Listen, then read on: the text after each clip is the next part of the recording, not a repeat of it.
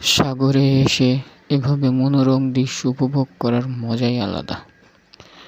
একপাশে হাঁটবেন, আরেক পাশে যখন সূর্য অস্ত যেতে থাকবে, আসলে দেখতে যে কতটা সুন্দর লাগে এটা বলে বোঝানোর কোনো সীমা নেই।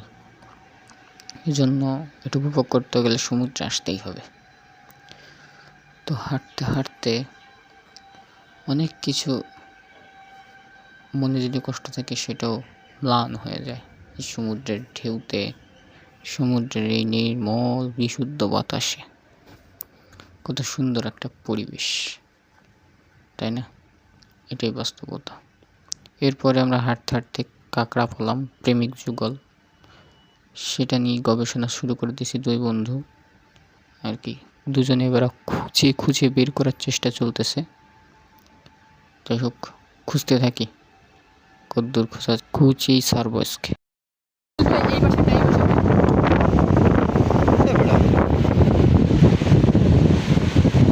চলে চলে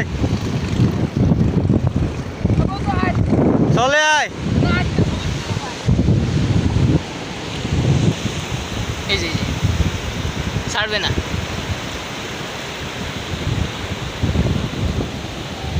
কিছু বলো এদের নিয়ে। এইরকম প্রেমিক যুগল মানুষের ভিতরও বুঝেন, কাঁকড়ার ভিতরে যে প্রেম আছে আপনাদের ভিতর তা না। তো ঢেউর জন্য ঢেউটা চলে যাক, খুঁজে বের করবো।